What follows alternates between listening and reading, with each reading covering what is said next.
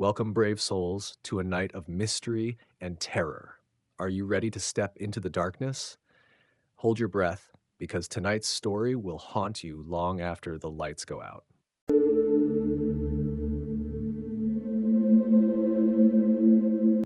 The story I'm about to share takes place on two different occasions. My grandparents live in rural southern Ohio, near the edge of the Appalachian Trail. It's very vital to describe the layout of my grandparents' property for everyone to understand this story. My grandparents' house sits on 5 acres, surrounded by thick wooded areas. On the property, there are 7 different trails that lead you all around my grandparents' house that we usually use for hunting. One day, my brother and I decided to walk to the trails. We enjoyed riding four-wheelers and taking in the scenery my grandparents' secluded property. The trail we were on splits into 2 other trails. The trail to the left loops you back around to the house, and the other trail to the right takes you down to the creek, where you could sit and watch all kinds of wildlife. My brother and I decided we wanted to go down to the creek and watch for animals, while also looking for cool rocks that I loved to collect at the time. At the split, the only way to get down to the creek is to walk, as the four-wheeler is too big to fit through all of the thick brush and trees on that specific trail. So we ditched the four-wheeler and took off on foot. The trail down to the creek is about a mile long.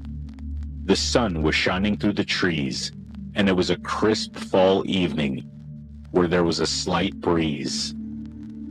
My brother and I goofed off until we finally made it to the creek. We walked alongside the water for maybe 15 minutes, looking for cool rocks, as I said before. As we are walking, we stumble across a broken-down shed that both my brother and I had never seen. It is important to mention that my grandparents' property has markers, letting everyone know where their property begins and ends. Standing on the left side of the creek, the shed was on the opposite side. My brother and I kind of looked at each other with confused looks, but eventually my brother got distracted by something else and continued his walk down the creek.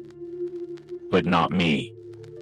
I felt myself fall into some sort of trance. I felt as if I needed to go inside. I yelled for my brother to come back. I said, "Jay, I think we should check this out some more.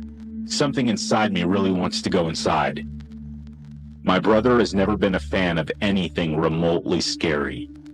Seeing this rundown shed that looked to be falling apart did not interest him in the slightest. My brother responded, "This is one of those situations in a scary movie where the people should have just minded their business, and you are not going in there." I kinda chuckled because he was right.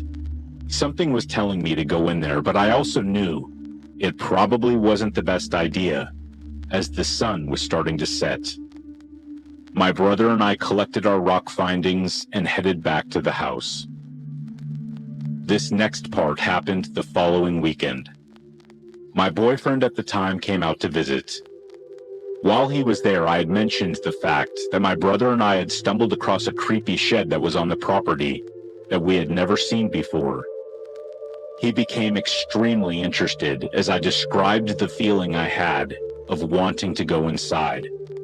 I told him how compelled I was to the building. That's all it took before we were out the door and making our way back down to the creek. My brother stayed behind, saying, "If you guys don't come back, I told you so." My ex-boyfriend and I laugh like, yeah, right. With us, we had overalls and flashlights as we didn't take the four-wheeler and decided to just walk the whole way down. We had flashlights due to the fact that when we left, we knew we had only about 2 hours until the sun went down. Eventually, we make it down to the creek. We walk the same way that my brother and I had the week previous. And to my shock and disbelief, the shed was no longer there. I start frantically looking around, saying, "What? How?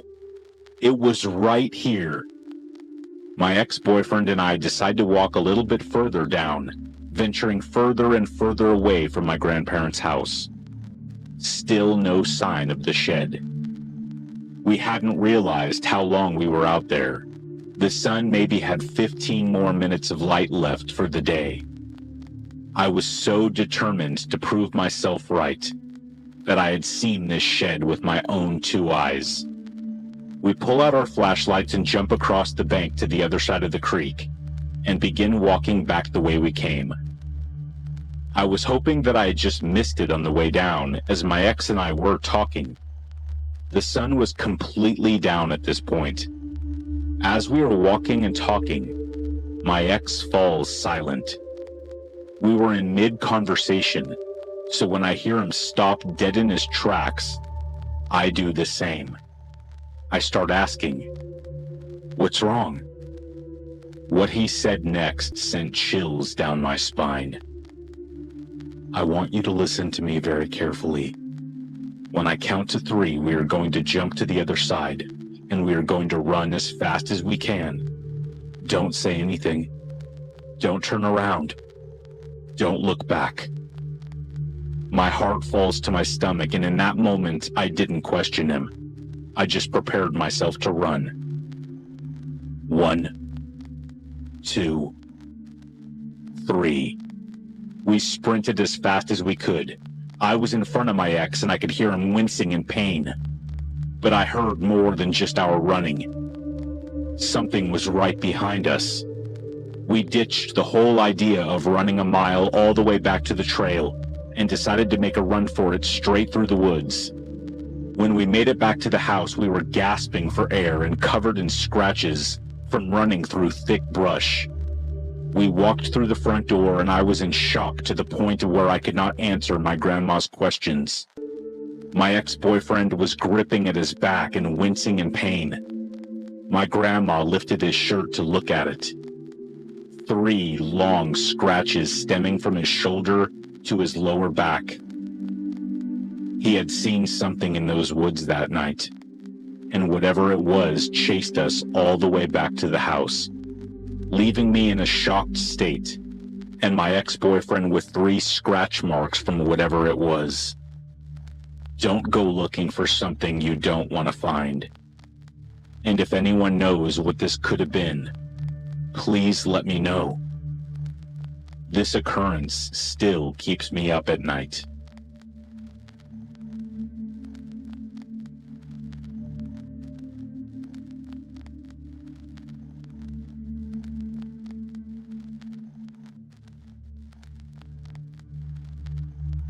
I'm what they call a creature of the night.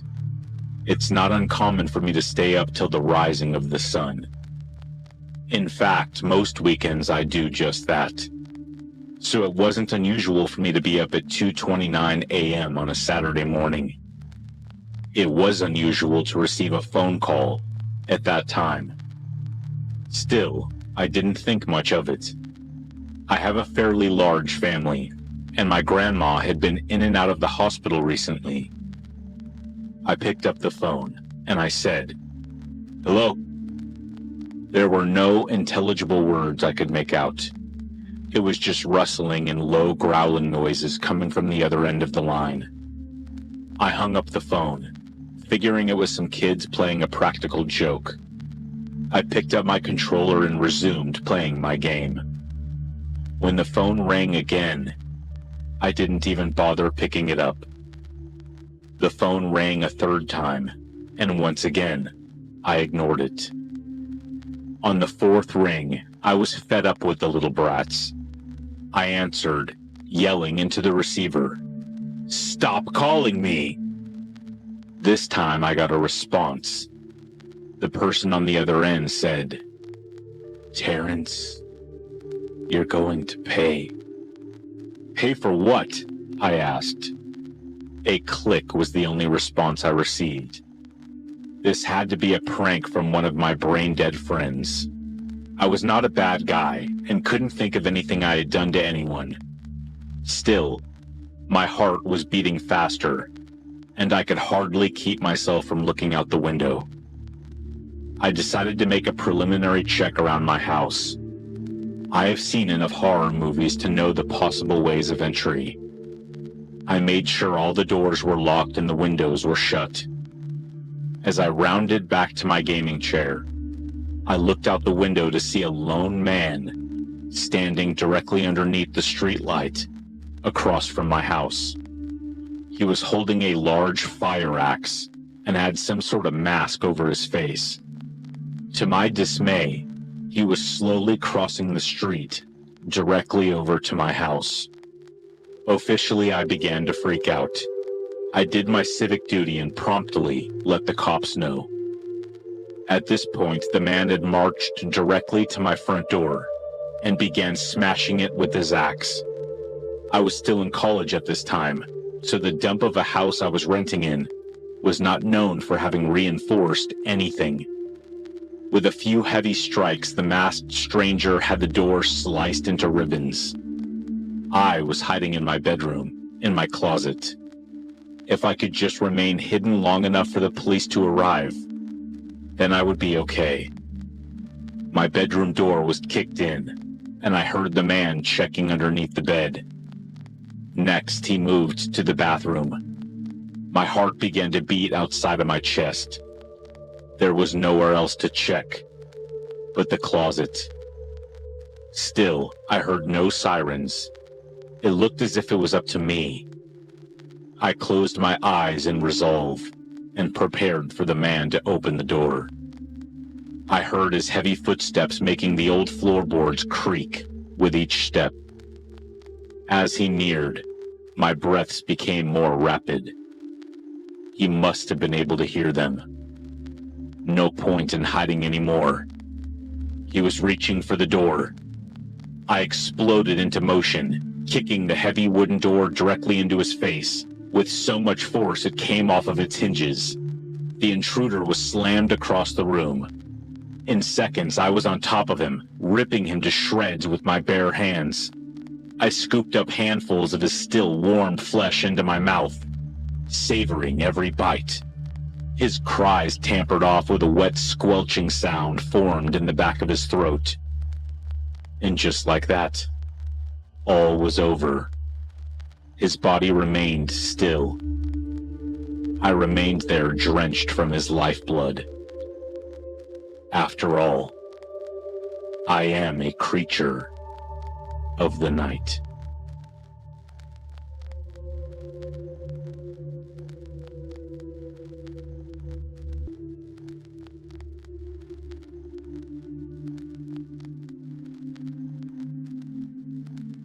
I've lived in the beautiful city of Los Angeles for about 8 years now. My family in the Midwest always asks me, "Isn't there so much crime there? I don't know how you deal with it." But other than getting my car battery stolen a few times and the terrifying incident I'm about to share with y'all, I haven't really encountered much. This occurred in an apartment complex in Hollywood I was living in with 3 roommates about a year before the pandemic hit. For those who haven't been to Hollywood, let me set the scene. Most of it is the complete opposite of the glamorous, celebrity-filled mecca that we are shown in the movies and pop culture. Maybe it really was glamorous at one point, and those remnants can be felt in some places. But now, it seems to be a magnet for the sketchiest people you can imagine. It's extremely dirty, and sometimes feels unsafe to walk the streets by yourself during the day, let alone at night. You truly never know who you will run into, and I don't mean that in a good way. Now for the apartment complex itself. As mentioned, this is a sketchy area, but for whatever reason, my complex didn't have any security on site, ever. I've lived in far less sketchy apartments in LA that had security patrolling the buildings at all times, so not having any just seemed a bit insane. To make things worse, the complex would rent out certain apartment units to Airbnb guests, meaning that randos were entering and leaving the building 24/7. Both of these elements contributed to what happened on the night in question. which also happened to be the day I moved in. So on this day, I was almost done moving all of my stuff in. It was around 9 p.m. that night, and all that was left to carry inside from my car was a suitcase full of clothes and a stack of records. I walked into the lobby of the complex carrying this stuff and waited for one of the 2 elevators to come. As I was waiting, a group of 3 or 4 people entered the lobby who were clearly here for an Airbnb, judging by their luggage and wide-eyed sense of wonderment. As this group came into the lobby doors, which were entirely made of see-through glass, I noticed a man lingering directly behind them. My first glance at this man filled me with a feeling of dread. You could just tell that this was someone off the street who did not need to be entering this building. He was tall, with wild hair, wearing a filthy wife beater that I'm assuming was white at one point. He had a dangerous, dead-eyed quality that communicated to me that he was out of it, on something, drunk, or something else. Not sure, but I knew that I did not want this man in my building. The group of tourists continued chatting to each other, completely oblivious to this man trailing them. To my dismay, they allowed him to stagger into the lobby, right behind them. Now myself, the tourists, and the man are all standing at the front of the elevators. The tourists still seemingly oblivious to how unhinged and potentially dangerous this man seemed. As both of the elevator doors opened at the same time, I scurried into one, and the tourist shuffled into the other. To my absolute horror, the man jumped into my elevator at the last second, as the doors closed. I realized I was in there trapped, alone with him. Now, I am already a paranoid person who is way too addicted to horror and true crime, so I was freaking out at this point. I was standing as close to the front of the elevator as possible, while the man stayed toward the back. It became more and more apparent that this was a man who was on something and incoherent, as he began muttering things I couldn't understand behind me. I had no idea if it was directed toward me, himself, or an unknown entity that only he could see, but I didn't turn around or look his way, out of fear of encouraging it. His mutterings grew louder as I continued standing toward the front of the elevator, praying that he wouldn't try anything. The man then gruffly snarled, "Hey!"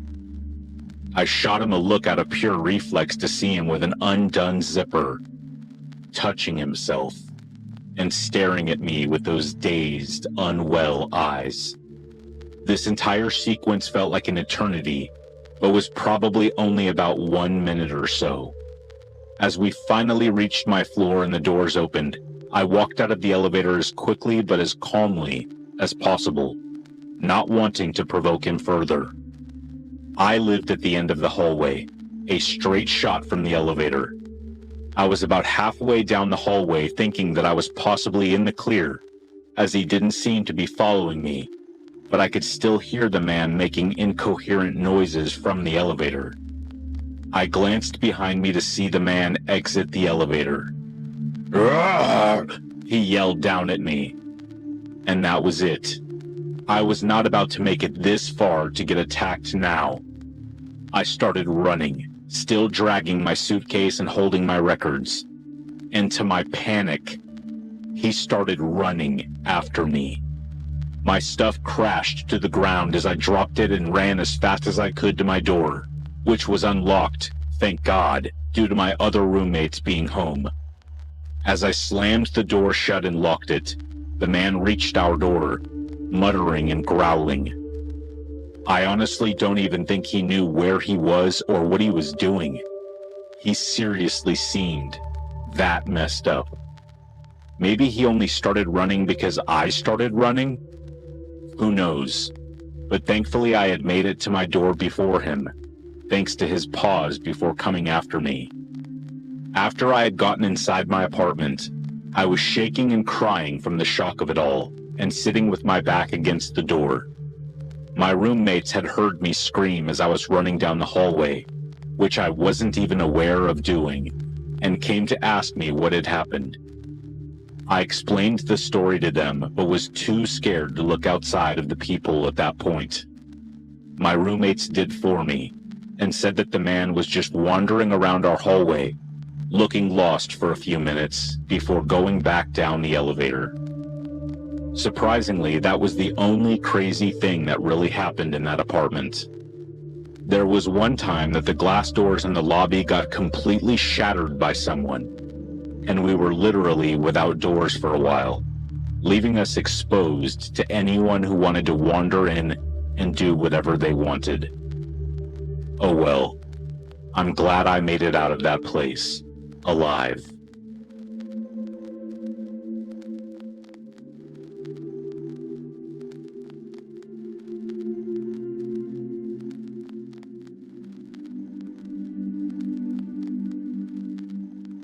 Two years ago, I took a part-time job that still haunts me to this day. I decided to finally write about my experience, hoping it might help process everything. I was a college student, and like a lot of you, I needed a part-time job to help cover tuition and other expenses. After a long search, I found what seemed like the perfect job. It was a caregiver position, working from 5 p.m. to 9 p.m., taking care of elderly people. The job was pretty straightforward. Make sure they took their meds, had their meals, and just hang out with them for a few hours. I got assigned to take care of this 85-year-old lady. Let's call her Mrs. Eleanor to keep things anonymous. She lived alone in this quaint little house on the edge of town. The place was old but well kept, with a charming, slightly overgrown garden that probably hadn't seen a gardener in a few years. She had a small poodle named Max, who was always by her side, following her around everywhere she went. From the start, the house felt off. There were no family pictures anywhere. I mean, you would think at her age, she would have photos of kids, grandkids, maybe an old lover or something. But no, nothing. It was weird. The walls were bare except for a few generic paintings. I asked her about it once, just casually during a conversation, but she brushed it off and changed the subject real fast. She had this look in her eyes, a mix of sadness and something I couldn't quite place. I didn't push it because I didn't want to lose the job, but it definitely made me curious. My daily routine was simple enough. I would get there around 5 p.m., cook dinner, make sure she took her meds, and just keep her company for a few hours. Max, the poodle, was a friendly little guy, always happy to see me, wagging his tail and jumping around despite his age. Mrs. Eleanor, though, was polite but pretty reserved. She didn't talk much about her past or family, which just added to the mystery. Our conversations were always pretty basic, like talking about the weather or what was on the news. Every evening as I cleaned up after dinner, I would hear Mrs. Eleanor singing a lullaby. It was the same soft melodic tune every night, echoing through the quiet house. While the song was gentle, it really creeped me out. It felt so out of place in the otherwise silent house. She sang it every night, like clockwork, and it always made the hairs on the back of my neck stand up. Sometimes I would find myself pausing my cleaning just to listen. The whole situation was unsettling. The house, the lack of family photos, the nightly lullaby. It all felt like pieces of a puzzle that didn't quite fit together. I couldn't shake the feeling that there was a deeper, darker story behind those melodies. It was like the house held secrets that it wasn't ready to share, and I was just an outsider peeking in. As the weeks went by, my curiosity grew stronger. Why was she singing this lullaby every night? Who was it for? The routine stayed the same, but the sense of unease kept building. I had been given strict instructions by my employer to not go into Mrs. Eleanor's room. It was one of the non-negotiable rules of the job, probably to respect her privacy and maintain professional boundaries. One evening, while I was cleaning the dishes, I noticed that the door to Mrs. Eleanor's small office was slightly open. She had always kept it closed and had told me it was just a mess she didn't want me to fuss around with. But that evening, the door was invitingly open. Hearing her close the bathroom door upstairs, I decided to take the chance and peek inside the office. The room looked straight out of the 1960s. Blue walls, a small single bed, a wooden desk cluttered with old papers. There was a small closet to the left that caught my eye. The whole setup struck me as odd. This room, which looked like it belonged to a young boy, was in the home of an elderly woman living alone. There were no pictures, no personal belongings, nothing to explain why this room was here. I couldn't explore more because I heard footsteps right above me, making my heart race. Panicking, I quickly closed the door and hurried back to the kitchen. The rest of the evening went by uneventfully. I gave her the necessary pills, made sure she was comfortable, and left for the night. But I couldn't stop thinking about that room. Why would she have a boy's room in her house if she had no children? The thought gnawed at me, creating a whirlwind of questions. The next day, my curiosity got the better of me. I decided to do some research on Mrs. Eleanor.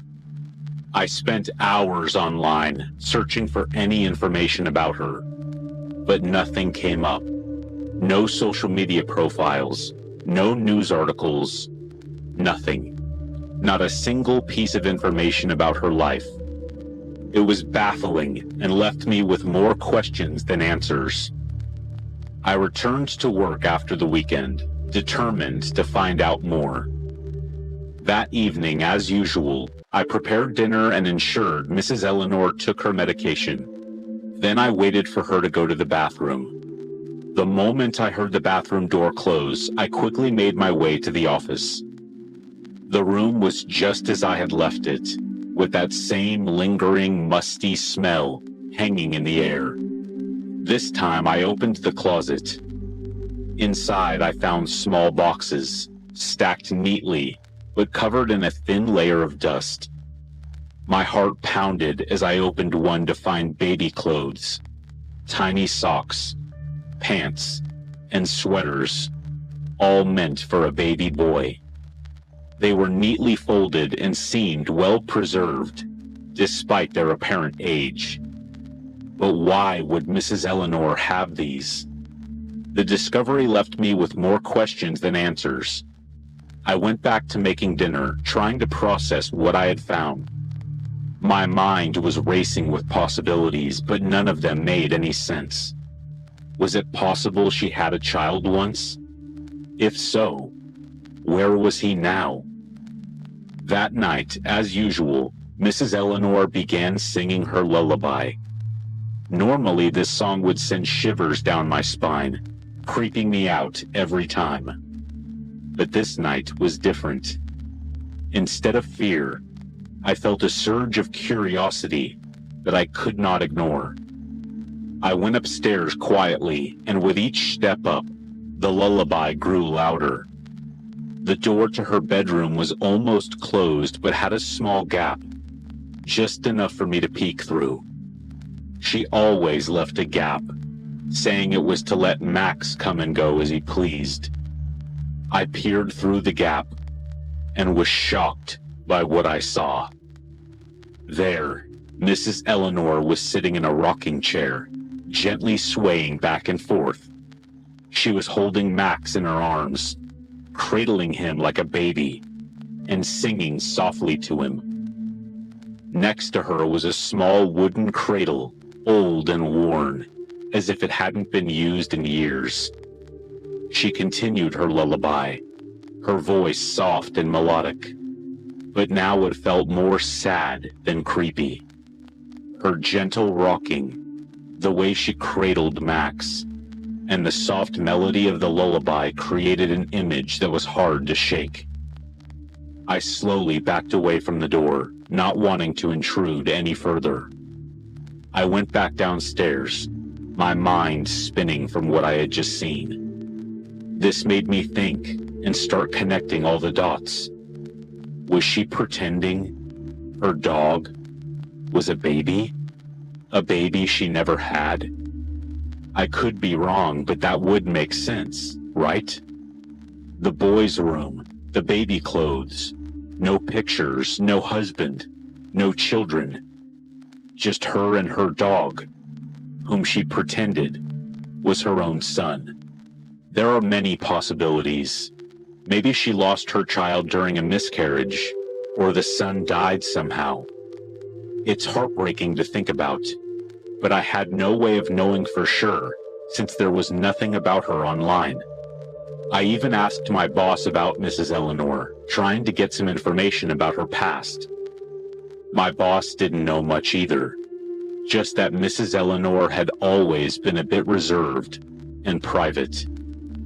She mentioned that Mrs. Eleanor had experienced some tragic losses and that she was now quite lonely with some health issues typical for her age, but nothing specific.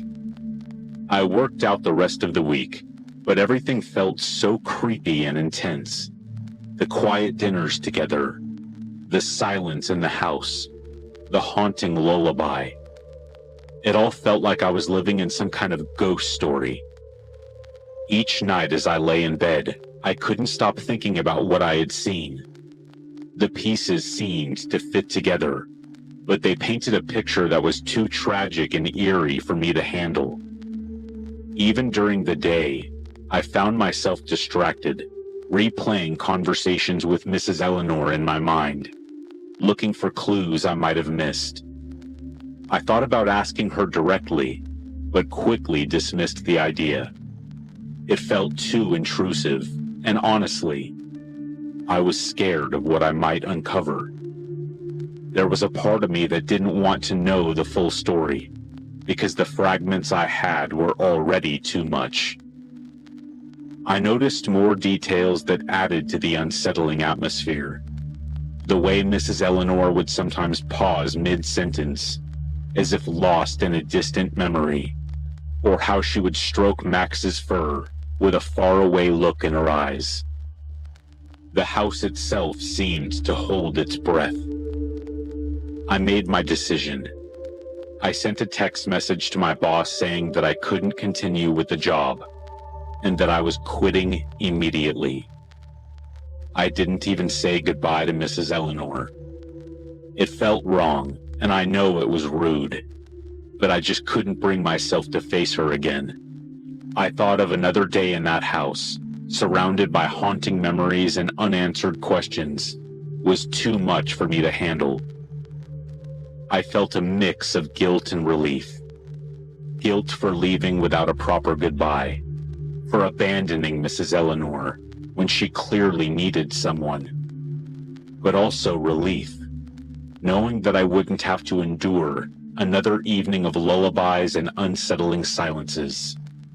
I knew I was being cowardly, but I just couldn't do it. The experience had taken a toll on me, and I needed to get out. The whole experience was something I couldn't shake off easily. It made me think a lot about the hidden struggles people face and the ways they cope with their pain. Mrs. Eleanor's story, whatever the full truth was, taught me that sometimes the past can cast a long shadow over the present. So that's my story.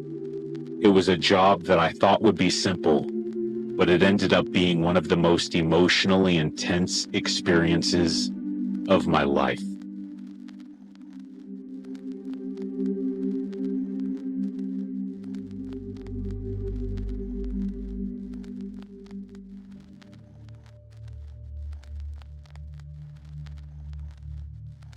So this happened around 7 to 8 years ago, when I was around 14 or 15 years old.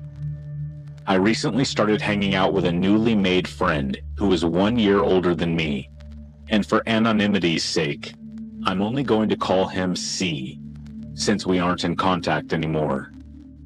We didn't have any sort of falling out because of the story you are about to hear. We just grew apart over the years. It just happens in life. I just started smoking, which had become a problem in my life later on. But that's not what this is about. I know, very dumb teenage habit, but I quit years ago. But during my teenage years, it was, although bad, a way for me to take my mind off of dumb little problems. So we smoked in the park. We had great laughs and were just messing around. As the evening slowly faded into darkness, the people around us started heading home, but not us. This park is fairly large, and we were surrounded by bushes, trees, empty becoming benches, and now unused bike trails. Right next to us sat this giant tower, in German called the Flat Tower, which simply explained means Air Bombs Defender Tower. It was used during the Second World War, too, so as you can guess, defend Nazi Germany Austria from the bombs of the Allies. This already sat quite an eerie atmosphere, as we sat right next to this historical landmark, which now, while I'm writing this, I am ashamed to have consumed drugs right next to this death-causing tower. Well, I was young. Don't judge me. As time went by, it had become completely dark out, and by this point, we had gotten relatively high. The moon shone a dim light on the grass around us, making it impossible to see or recognize anything or anyone further than a few meters in eyesight. You might ask yourself now why there were no streetlights in such a huge park after the sun went down, in a 2 million inhabitants capital city. And honestly, I felt the same way back then. So I asked C, "Dude, where are the lights? I can't see anything." To which he replied, "The park is closed after 10 p.m., so they shut everything down and locked the park down." I felt kind of annoyed that he hadn't told me earlier that we would have to climb up the gates to get out. But quickly my annoyance turned into high-ridden laughter as we joked about smoking the whole night through or spray painting inside the park. Just very, very dumb 14-year-old teenage humor. Our stoned giggling would very soon come to an unnerving end.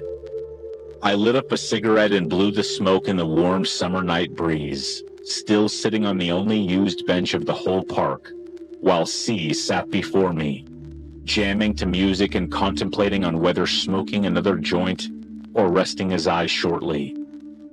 He chose doing the first. The next part will sound extremely ridiculous, but I swear this is how it happened, word for word. So as he rolled up the joint, we started to hear rustling in the bushes nearby. At first, we didn't really take up on it, but as the sound continuously had gotten louder, our eyes were locked onto said bush. We didn't move an inch. We just sat there, quietly, curiously awaiting to see if there were any foxes or any other animal messing around. But what came next shook us to the bones. As the rustling started up again, a gigantic man crawled forward out of the bush, wearing only what looked like hospital patient's clothing. He didn't speak as he came into our eyesight under the very dim moonlight. He slowly got up from the ground, and as he fully emerged, we first were really able to recognize his height.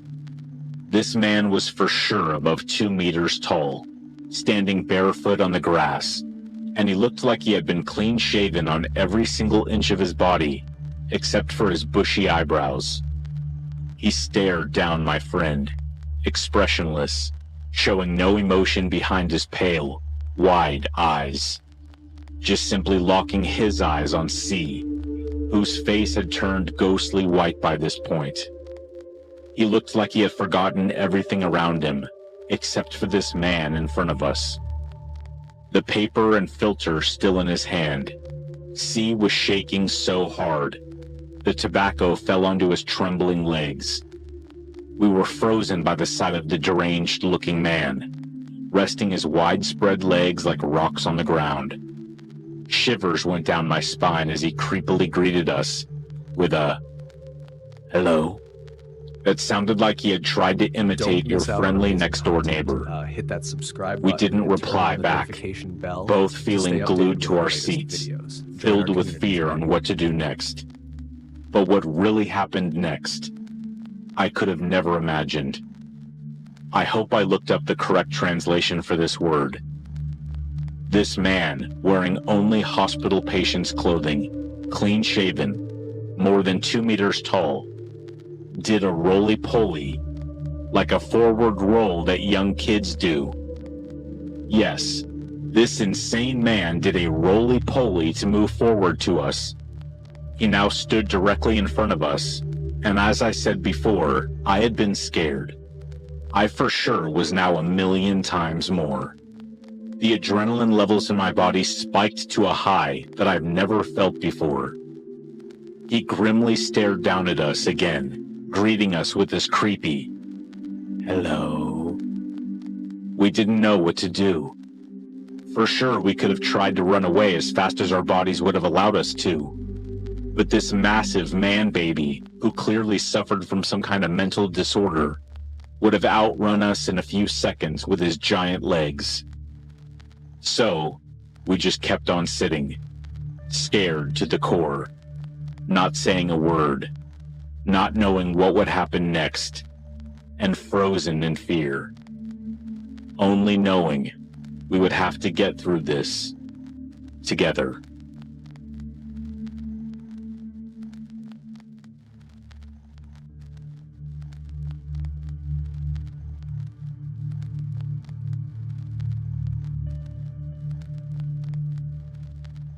I was around 14 years old when it happened. For context, I was quite introverted and selective about who I get close to me as a teen.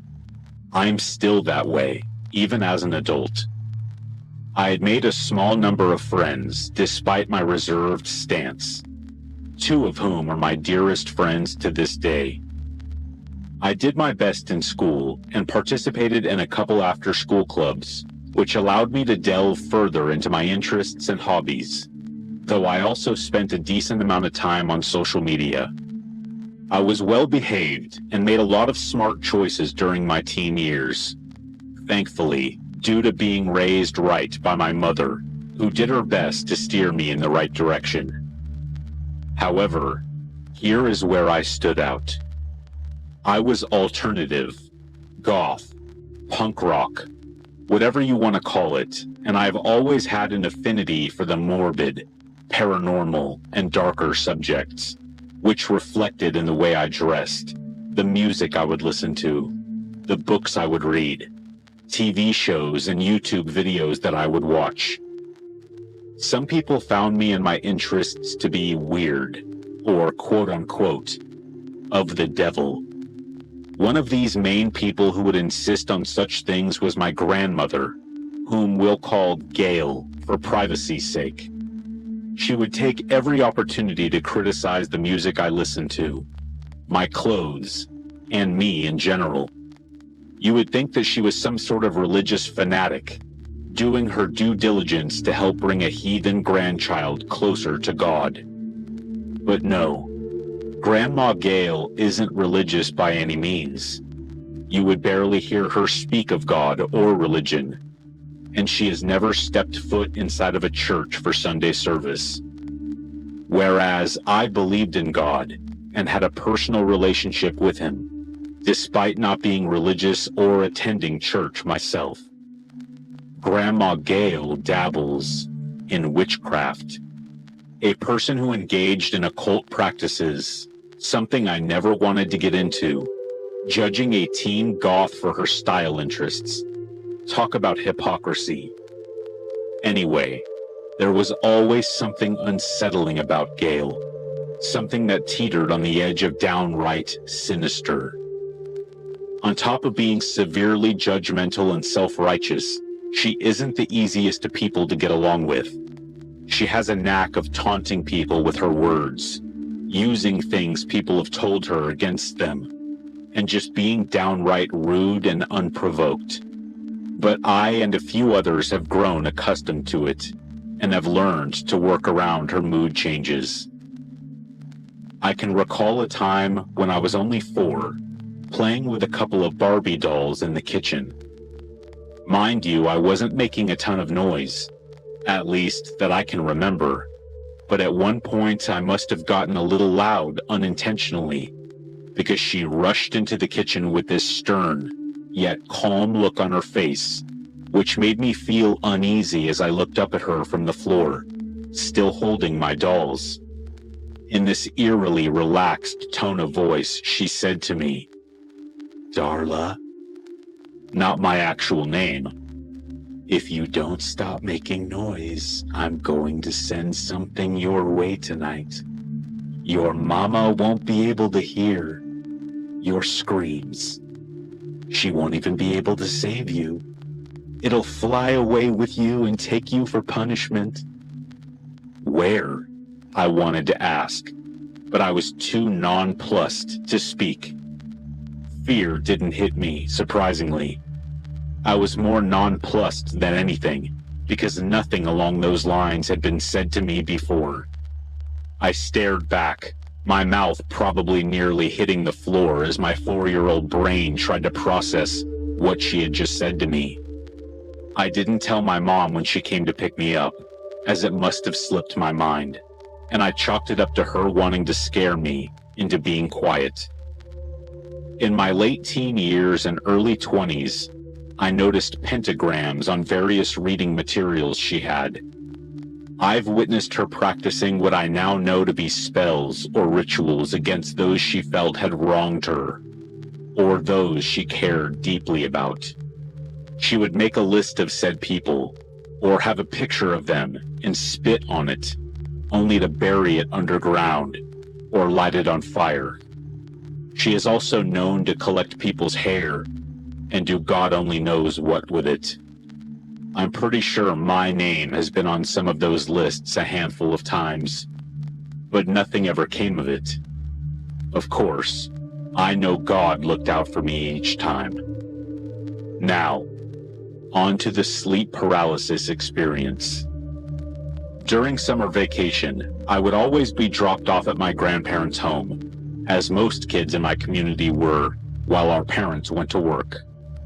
As per the usual routine, I would get up early with my mom and get ready to be dropped off to either get some extra sleep in or watch YouTube on my iPad in the morning, while Grandma Gail watched her shows. It was during the first or second week of summer break. On this particular morning, I was extremely tired, mainly due to it being that time of the month for me.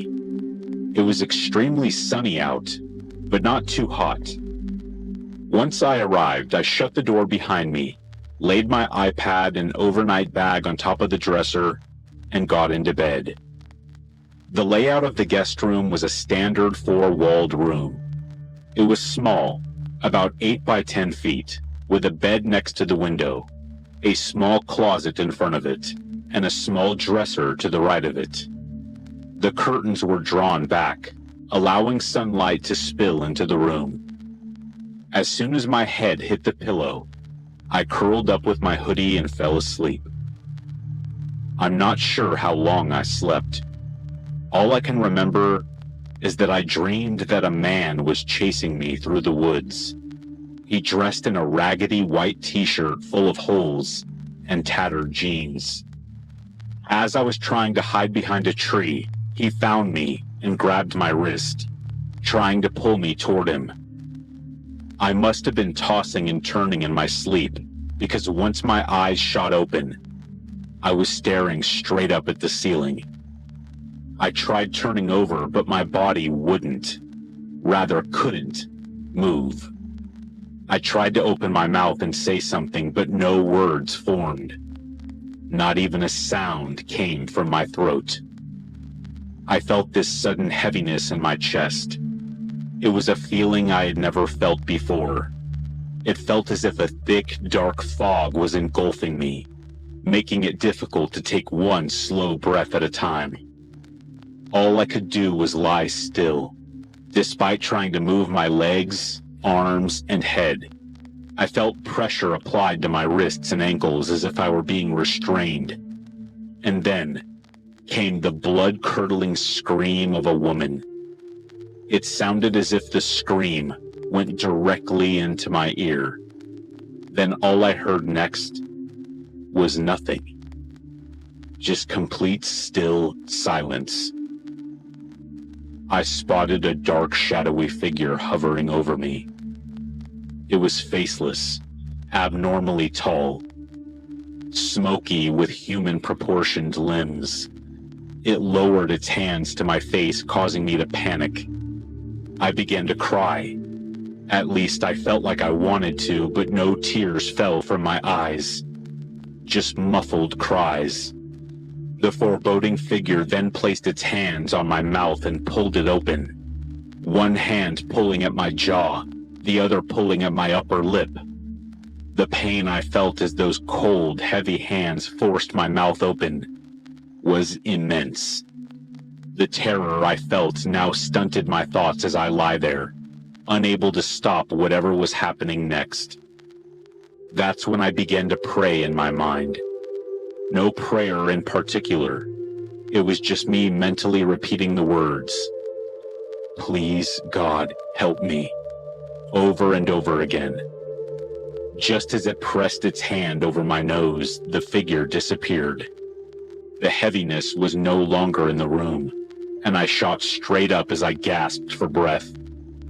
The sounds of the TV blaring from my grandparents' room drowned out my sobs and gasps as I cradled my knees to my chest, trying to catch my breath and gather my thoughts. I could not comprehend what had just happened, but I knew it was very much so real. I understood why it was called sleep paralysis, due to your ability to speak or move being taken away. But there was also a paralyzing fear I felt during the episode. Amplify that fear 10 times.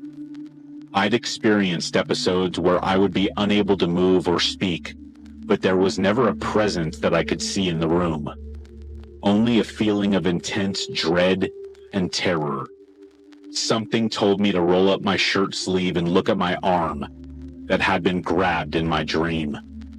Once I pulled back the right sleeve of my shirt, my heart nearly stopped beating in my chest. There was a faint dirt handprint where the man in my dream had grabbed me. At this point, I began to hyperventilate. I called my mom to tell her what happened. She said she would call me back when she went somewhere private. I assumed the panic and terror in my shaky voice was unmistakable. Once she called me back, she listened to me without saying anything until I was finished. I tried my best to articulate what had just happened through sobs and a hushed voice, because I didn't want Grandma Gail to hear me. My mom reassured me that she believed everything I had just told her. She promised to take me to get ice cream after her shift. Then she said, "Do you remember the things you told me you saw take place there?" "Yes," I answered, recalling the lists and burning of the names. Once a door has been opened for such things to occur, all kinds of things can happen. There's definitely an evil presence there. I'm just so sorry this happened to you. She offered to stay on the phone with me as long as I needed, but I knew she had work to do and promised to call her again if I felt the need to. Needless to say, I didn't go back to sleep. I'm not even sure if I was able to fall asleep that night in my own home. To this day, I haven't had a sleep paralysis episode as intense as that one, and I've had a few happen between then and now. The strange part is that 99% of the time, they happened in that room at my grandparents' home. The less intense 1% happened in the comfort of my own home. I believe ghosts, demons, and malevolent spirits exist. There was no other possible logical explanation for how the handprint got on my wrist. But I'm certain a demon was in the room with me that morning, trying to prey on an innocent teen. And God protected me amidst it all. That was 14 years ago, and I'm still a goth, still rock out to my favorite bands. I'm even more fascinated with things people consider morbid, and still enjoy a good horror film and mystery novel. I'm completing my mortuary license. I get to drive a hearse and dye my hair cool colors. And yes, my mom and I are still very close, and she's very proud of the woman I've become. One thing is for certain, though. There is true evil out there, seen and unseen.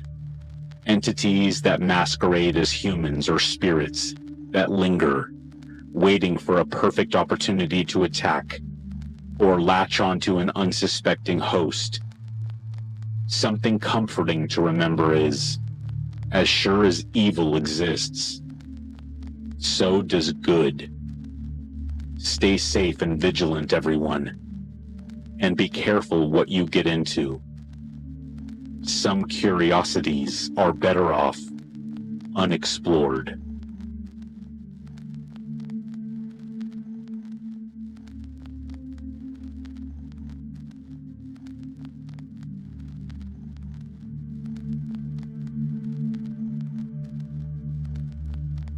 While this story may not be one that makes you stay up all night, it is one I tend to think about every fall season.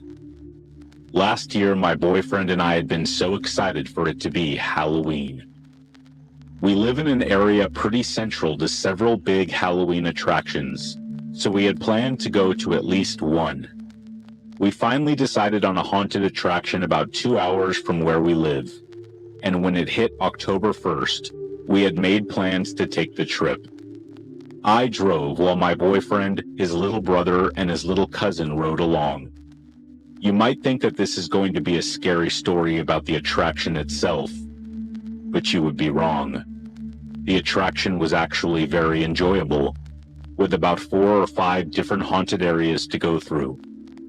We left around midnight after filling up on cider and hot chocolate and started making our way back home. Because this was a completely new area for me, I had been using GPS on my phone to take us there and back.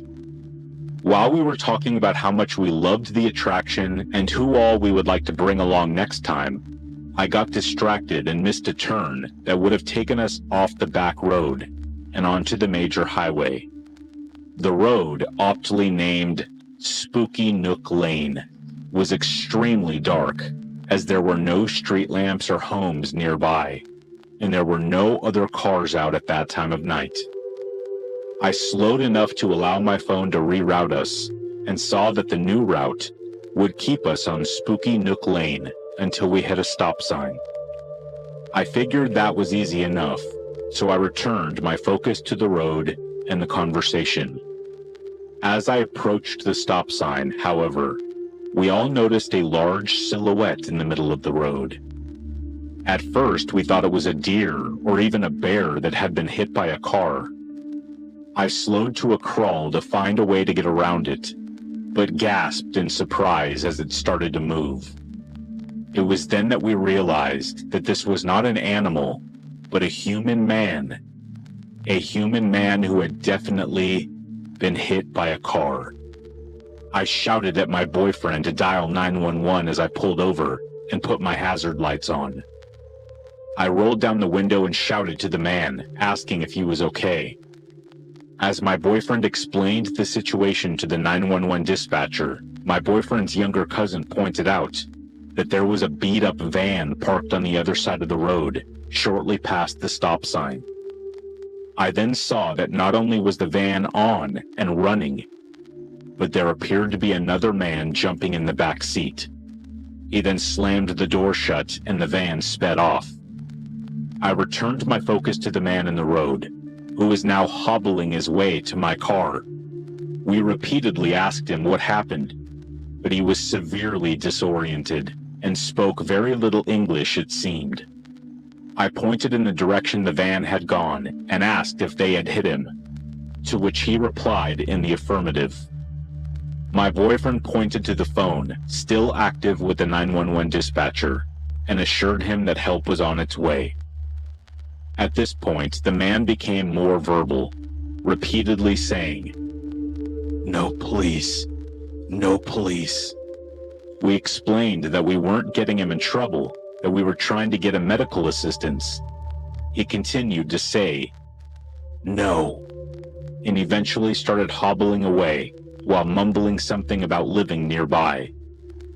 The dispatcher heard this conversation, and while she agreed that he sounded like he needed help, there was very little she could do if he was not willing to stay put until the ambulance arrived. She canceled the call out, and we thanked her for her help anyway. We all sat there stunned at first, wondering what in the world had just happened. The man definitely did not live nearby, and had to have suffered a concussion at the very least. As I started driving away, we started talking about what could it have been. After some pretty wild theories, we settled on the most likely explanation. The man had had some sort of falling out with the people in the van, who purposefully attempted to run him over. When they saw us approach, they probably realized that we would be calling 911 and decided to bolt. As for why the man refused emergency services, we have two possible theories. Either the man was an undocumented citizen, or he and his van buddies had been up to something less than legal. If anyone has any other theories, I'm all ears. To this day, I wonder about the real story behind that night, and what would have happened to that man if I had made the right turn instead.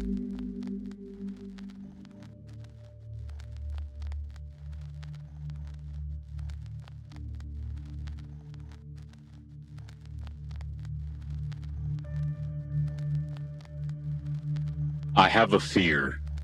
We all do, and I'm sure this fear is common with many others. I fear aliens. I believe in aliens. I'm sure many people around the world agree with both statements. But can you say that you have been visited by aliens? I have never put this story on any form of hard copy, and very few people I associate with even know the story. But the few people who do know it suggested that I share it with all of you, because they think this is the type of story that will pique your interest. I'm 31 now, and this happened when I was 17. But I remember this event with so much vivid detail, it's almost as if it happened just a few minutes ago. At this time in my life, my 7-person family lived in a single wide trailer on a big plot of land owned by my stepmom's parents. To better picture the event, I'm about to share with you the layout of the land. When you first turn into the driveway on the left-hand side at the top of the land sits a double-wide trailer, which was inhabited by my stepmom's parents. The driveway turns to head to their place, but then loops around, taking you back to the main driveway and down to the second trailer, which was our very crowded home. Right next to our trailer was the corn crop field. It wasn't one of those huge fields that you see in the movies or on the sides of rural roads, just a simple, decent-sized field, which we harvested and tended to during the summer vacations. When you enter our trailer, you walk right into the living area, and immediately to your right is my parents' room. The living room opens into the kitchen, and down the hallway, the first room on the left was the boys' room. There were 3 boys. The second door on the left is the bathroom, and at the very end of the trailer is mine and my sister's room. In our room, we shared a trundle bed, and there was a window right next to our dresser, which in those times sat an old box-shaped television and a VCR. When the trundle bed was pulled out fully, it would touch the dresser, and if you laid at the foot of it, you could see directly out the window. And since it was a single-wide trailer, the window practically sat on the ground. But the view from the window was one of the eerie proportions. The wonderful view from my bedroom window was the cornfield. As you can imagine, we rarely laid at the foot of the bed and looked out the window. We were young, so the thought of that was just plain scary. One summer night in July, we were all in bed. My sister, being younger than me, always fell asleep before I did. She would grind her teeth in her sleep, and it would be annoying enough for me to move my pillows down to the foot of the bed and just turn my back to the window, even though there were curtains on the window, of course. It was still creepy. I had fallen asleep and was sleeping quite well, when out of nowhere, I woke up. Nothing woke me, it seemed. No noise, no feeling. I just woke up. Sitting up in the bed, I could see a light glaring through the window and sitting on the wall across from me. The light was red in color and would deepen and then brighten. Still half asleep, not understanding and possessing a curious mind, I pulled back the curtain. Hovering over the field was a craft, the shape of an oval. It was huge, and the lights were coming from it. I shook my head as if I was going to shake myself from a dream, but nothing happened.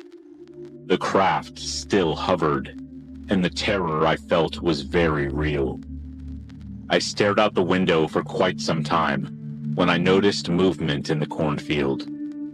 I didn't even realize I was holding my breath until the lightheadedness hit me. I watched the movement in the field, anticipating what may come out. When she exited.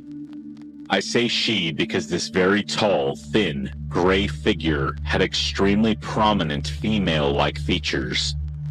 I gasped, and when I did, it was almost as if she heard it, and her head whipped around and she made immediate eye contact with me. I slipped out of the bed and hid under the windowsill, as if that was going to hide me. I waited there and watched the red light dance and fade on the wall across from me, when the thought occurred to me. Why am I the only one awake and experiencing this? My sister, she honestly could sleep through a tornado, so it wasn't really her I was thinking about. But had no one else in the trailer noticed or was aware? Feeling a sense of bravery, and honestly that curious mind of mine taking over, I wanted to look out the window again. Slowly I began to rise, letting only my eyes peer out, and when I did, there she was, standing there, as if she were waiting for me to look. I made eye contact with an alien. You don't have to believe me, you can call me crazy. Say I was dreaming, but I know what I saw. The eyes I contacted were big and black. They blinked in a sideways fashion, and her face had two tiny slits where a nose would be, and very thin like lips. I froze, my heart pounding in my ears, holding my breath. There, in front of me, stood an alien. She placed her hand, which only had 4 finger-like parts, and slid the window open. I was bewitched, stuck, unable to move, speak, scream, and apparently even breathe. We maintained eye contact as she reached through the window with very little effort, lifted me and gracefully pulled me through my window. I was still unable to do anything at all. It was almost like she had some type of trance on me. My mind was screaming, my heart was pounding, and if I were able to, I would have been shaking. She placed me on my feet and took my hand. Her hand felt warm, warmer than mine, almost feverish. She led me to the craft. In my mind, I was resisting, but my body followed behind her, like a lost puppy. Then all went dark. My eyes flew open as a searing pain ran through my uterus and ovaries. Looking around, I was unable to move still, but that was to my sudden realization, because I was strapped to a table. Surrounding me were similar-looking aliens. They were looking at me as if they were the ones seeing something unfamiliar and new, which upon further thought, to them I was the alien. It took me a few moments to realize that I was unclothed and very uncomfortably exposed. I started crying and begging them to take me home, to please not hurt me. They just kept looking and moving around me, completing tasks I was unaware of, when again a sharp pain radiated through my reproductive area. I yelled out in pain, pleading that they stop. Then all was dark again. Stirring, I cuddled into my blanket and shot straight up in my bed. I looked around my room and began crying. I was so relieved to be home. I was terrified that they wouldn't bring me back, and convincing myself what I had experienced had to be a very bad dream. The urge to use the restroom hit, and I pushed the blanket off me and discovered a small pool of blood on my bed. I had begun my monthly cycle, way before I was due. I slid to the side of the bed to get up and go to the bathroom. I planted my feet on the floor and stood. When I did this, a pain so intense radiated through my ovaries, my uterus, around to my lower back, and down my legs all the way to my feet. I immediately sat down and huddled over. I was shocked. I remembered everything that happened when I woke. I had decided it was a very vivid dream, but all this pain felt like the pain I was experiencing in the dream. Finally deciding I had to woman through the pain, I stood up and slowly made my way to the bathroom, that thank goodness was not far from my room. Once I got into the bathroom, I turned on the shower and began preparing it. I realized that blood was running down my leg, and I had never had such an issue before. Over the passing months, I continued to experience intense pain in the same area, so bad that I couldn't even go to school for a few days. I was the type of student that enjoyed school and took pride in receiving the perfect attendance certificate at the end of the year, so missing school was a big deal and highly unusual. Seeing that there was obviously something wrong, my dad asked my stepmom to schedule me an appointment at the lady doctor, as he called it. She did so, and only a few days later, I found myself participating in my very first gynecologist appointment. I need not give details. My doctor asked some questions, ran some tests, told me to come back in 2 weeks. We did so, and at the following appointment, the doctor informed me and my stepmom that I had developed endometriosis, and that based on the scarring that was already apparent and the scarring that would continue to develop throughout the years, I would most likely experience issues reproducing. From then on, I have had awful monthly experiences and did have terrible issues conceiving. I did, though, get my miracle baby. She's 5 now, but when in labor with her, 57 hours of it, I ended up having to have an emergency C-section. My heart stopped beating afterward for 3 minutes and 27 seconds. Following my daughter, I became pregnant again, not purposefully, and certainly against the advice of my doctors. He was a little boy, and I made it to 25 weeks with him before miscarrying and almost hemorrhaging afterwards. I almost lost my life. The issues that I have had and continue to have led me to the point I'm at today. I have a decision to make, and that is to have a full hysterectomy. I haven't built up the courage, honestly, because I'm 31, and my doctor has already told me the biggest downfall to this procedure would be early onset menopause. I feel too young for that.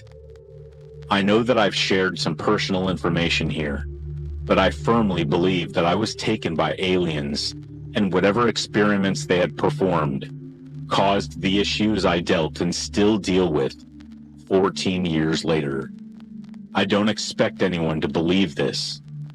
I'm not asking anyone to, but I felt maybe it was the time to share it.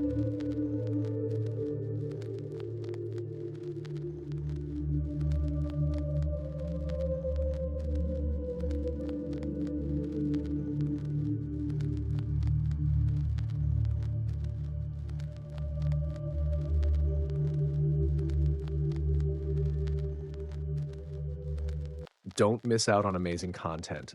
Hit that subscribe button and turn on the notification bell to stay updated with our latest videos. Join our community today.